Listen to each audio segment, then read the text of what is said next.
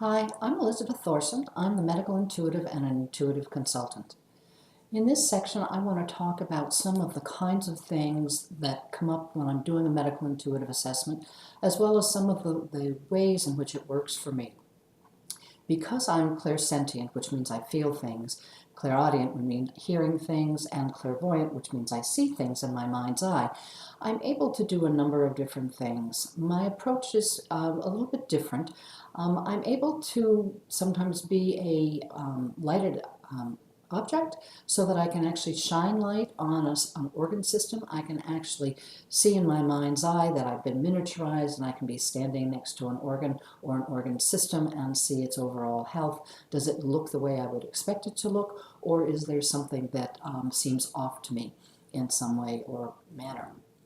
I also frequently get downloaded immediately with hits, and that's usually how I know that I'm on the same page as a client when it comes to what's going on with people physically, as well as spiritually and emotionally. The kinds of things that show up for me are a little bit different because I am very visual. So when I see things such as a trap door in someone's head, that was when I was working with somebody who actually had a brain tumor and had a bone flap done, and it looked like a trap door to me. And to me, it didn't make any sense, but when I finished the reading, he said, yes, that did make sense to him because he'd had a bone flap, and it would look like a trapdoor in my mind's eye.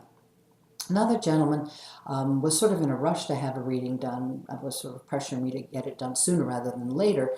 And he was young, he was 45, and I kept seeing like a bubble on his aorta, which is the largest blood vessel coming off the heart.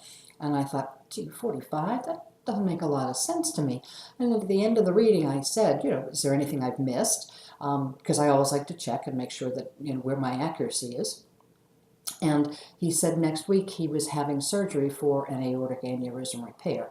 So the bubble on the aorta then made perfect sense because that's exactly what it would look like if he indeed had an aneurysm in the aortic area. Another woman contacted me, and I had the sense that she didn't really need to see me. She needed to bypass me and really go have a workup. And a year later, she contacted me to do a reading for her. And as it turned out, she had had breast cancer and had done chemoradiation, and she was essentially cancer-free after about a year. So sometimes there are people that I don't want to waste your time, I don't want to waste your money or my time, and I need to send you on to have a workup done because I get the sense that there really is something that needs to be attended to right away, and I'm not the right practitioner to work with you. Another woman, I kept getting this racing heart feeling in my own chest. And as it turned out that she kept having, she had an arrhythmia, and she would have this arrhythmia, which is a change in her heart rhythm, where her heart would speed up and then it would go back to normal, and speed up and then go back to normal. And so I was picking up that symptom as well. And she was actually on medication to try to control this, but they're having some challenges with it. Another woman I worked with, I kept getting this sense of stuttering and my balance being off. And it turned out that this woman indeed, those were her symptoms. She was having issues getting her words out and balance issues because she had had a stroke not too long ago. So that was one of the things that was validated through her symptoms.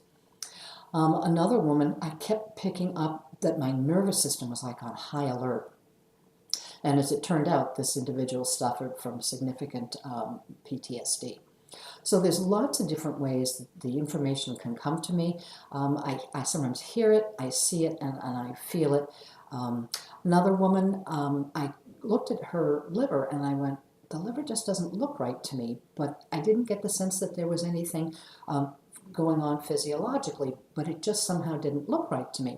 And as it turned out, she had had hepatitis, but currently her viral load was 0, and so her hepatitis essentially was in remission, if you will. So there's lots of different ways that I get the information. I do record sessions for clients. There's usually much too much information to even consider taking notes on. So, and my clients seem to find that very, very helpful. Everybody needs to find the right practitioner to work with them. If I'm not the right one, then you need to interview other people and find the one that really works for you.